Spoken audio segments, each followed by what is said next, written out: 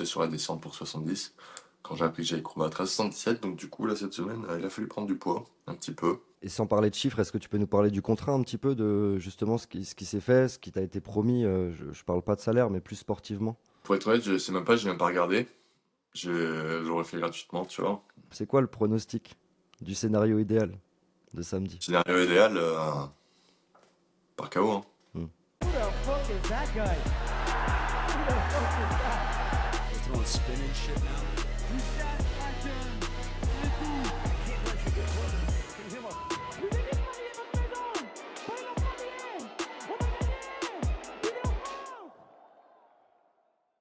Bon bah écoute Axel, je pensais jamais être aussi heureux de te présenter comme ça, mais on est avec l'ancien champion des 70 kilos de chez Ares, non pas parce que tu as perdu cette ceinture, mais parce que tu as dû la laisser vacante pour une cause assez noble dans ton parcours de vie, parce que tu as signé à l'UFC la semaine prochaine en moins de 77 kilos.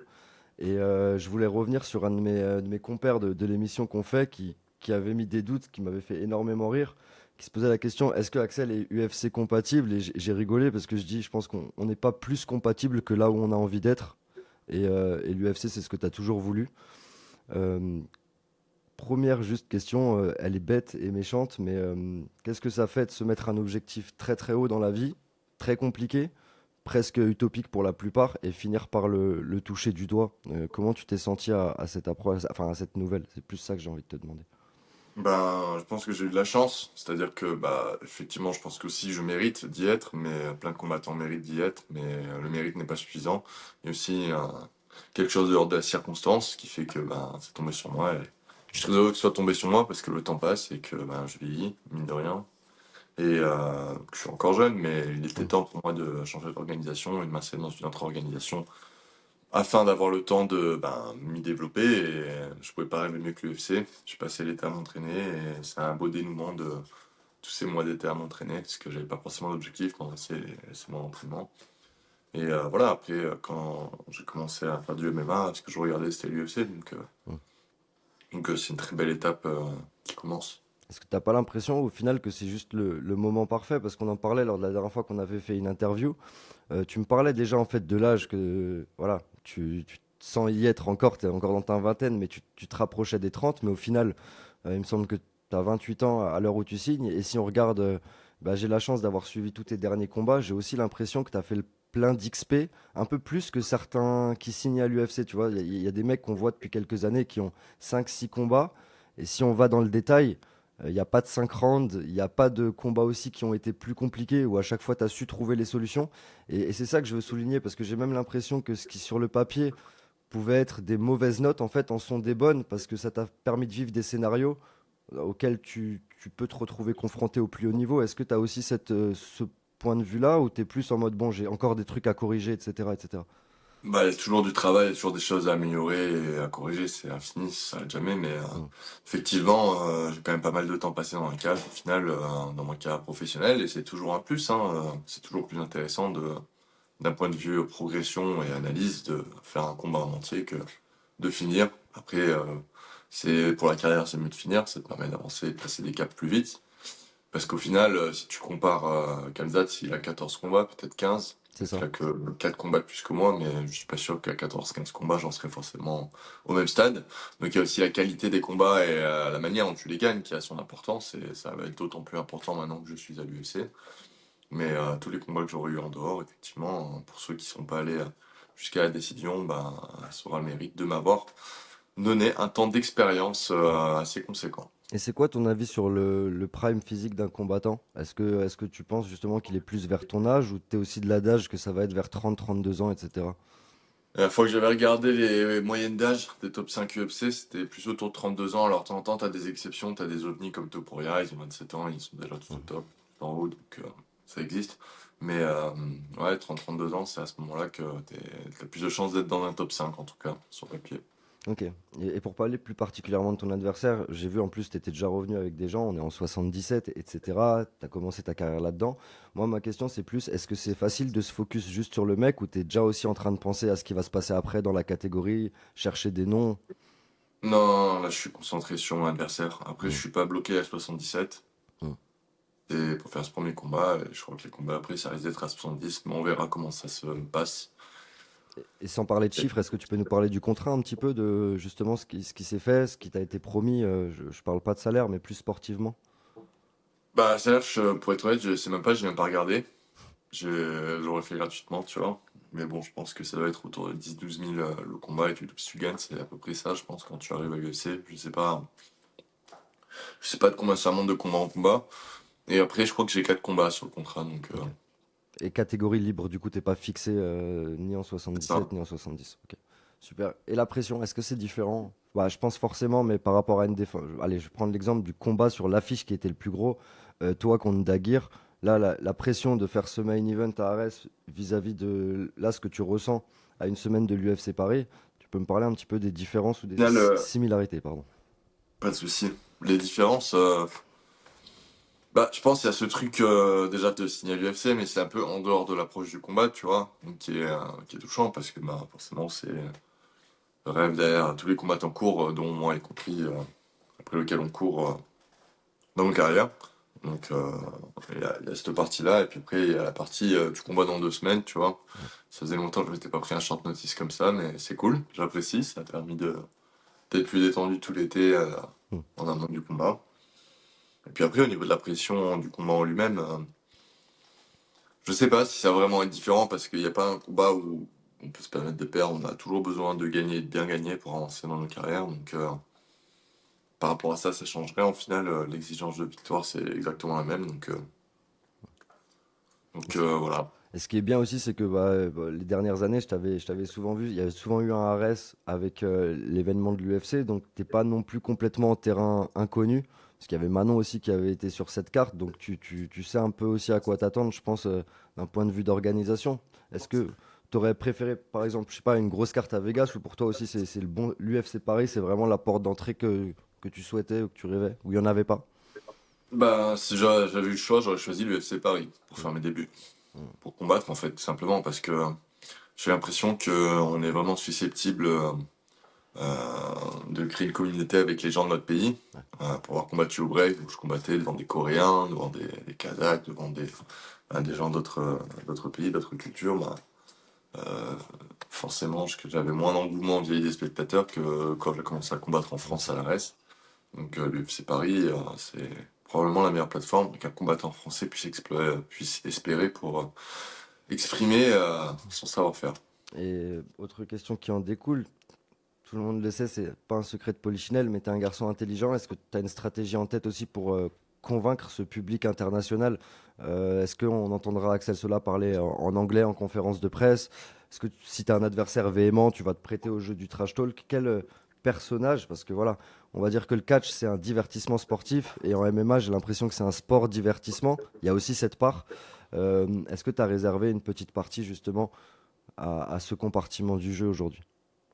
C'est pas quelque chose que j'ai particulièrement travaillé ou préparé, mais forcément, là, c'est du divertissement, comme tu l'as dit. Donc, au fur et à mesure que j'avance, si les performances sont à la hauteur de ce que l'UFC attend de moi, eh bien, je ferai aussi le travail, probablement au fur et à mesure, pour pouvoir proposer quelque chose de distrayant aussi en dehors de la cage.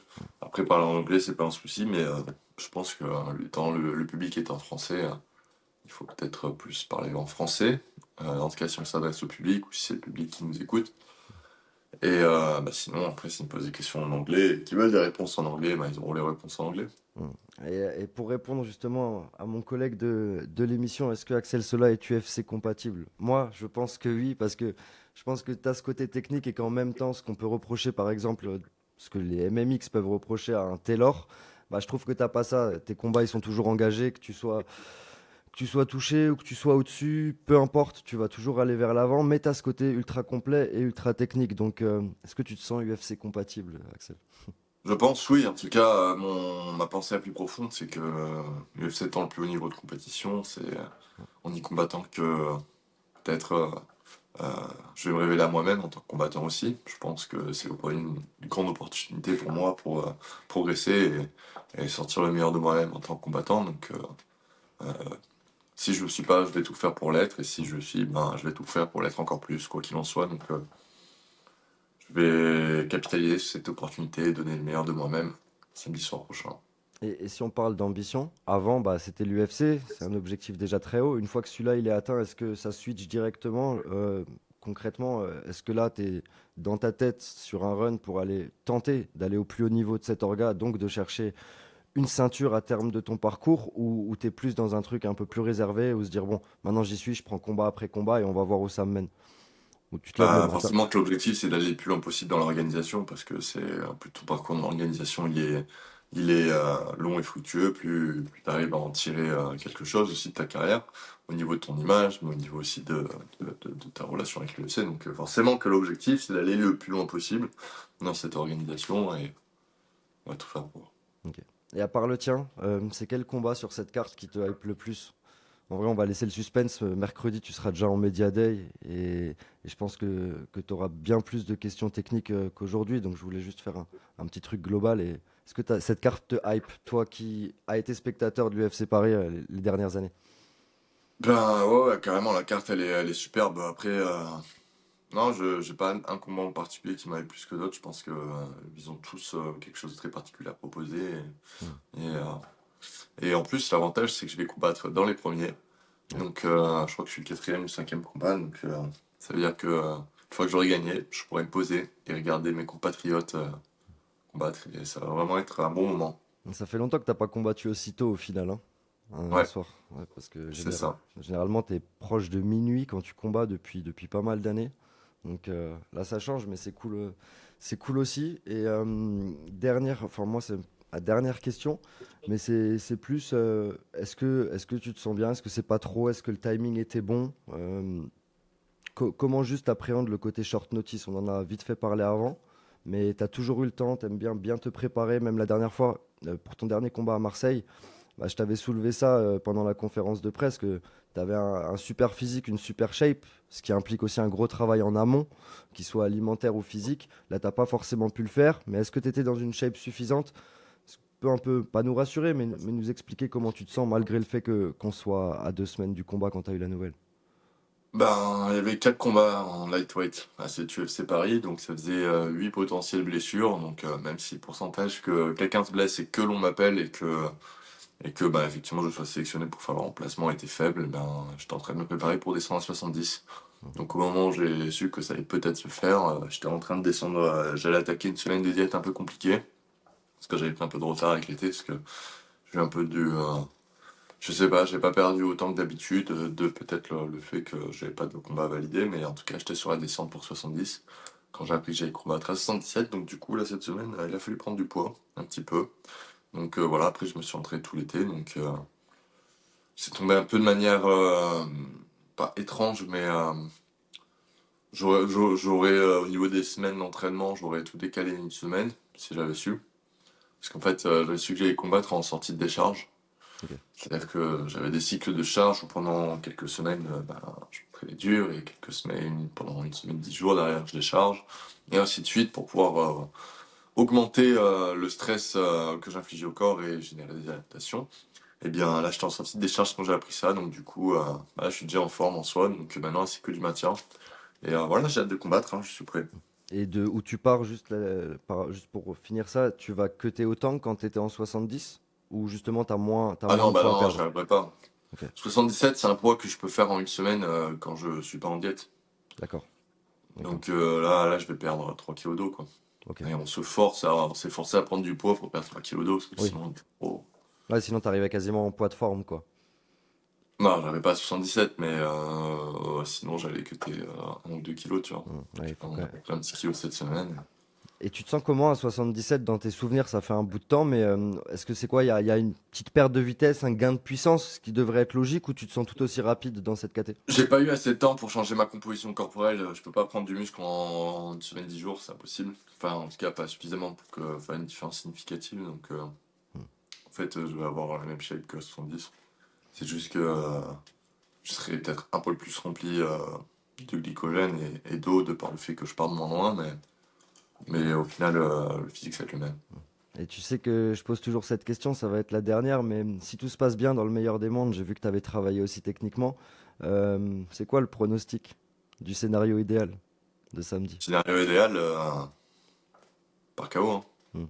il y a un round, quelque chose, un pattern. Enfin, ne me parle pas du pattern que tu as vu si tu en as vu un, mais vous avez vu quelque chose qui peut vous aider à chercher la victoire d'un point de vue Bah, bien analytique et sûr, technique. on voit toujours des choses chez nos adversaires. Après, est-ce que tu vois, est-ce que tu ressens le jour J? Mais en tout cas, des fois, les deux sentiments sont très différents et des fois, c'est à la hauteur de ce que j'attendais. Donc, on verra ça samedi soir. Mais en tout cas, je pense que j'ai tous les outils pour trouver une solution vers le finish. Ok, bah écoute, Axel, j'ai promis qu'on ferait 15 minutes. On est pile à 15 minutes. Je vais te laisser parce que de toute façon, on sera de nouveau en face dans 3 jours en conférence de presse et on aura de quoi, je pense, poster du contenu. Je voulais juste, voilà, te féliciter encore, faire un petit check parce qu'on parle depuis longtemps de cette UFC et même des fois j'avais de la peine en conférence de presse parce que systématiquement, dès qu'il y avait un micro, une question, on te rabâchait quand est-ce que ce sera, quand est-ce que ce sera, quand est-ce que ce sera. Tu y es maintenant et je te souhaite le meilleur dans cette organisation parce que tu l'as dit au début, mais je te le répète, je pense que tu mérites vraiment cette place et qu'elle arrive au bon moment. Donc je pense que de là, c'est une pensée partagée par à peu près tous les analystes. Donc on te souhaite vraiment le meilleur là-bas. Bah, merci beaucoup. De rien, merci Axel. Who the fuck is that guy? Who the fuck is that? They're throwing spin and shit now.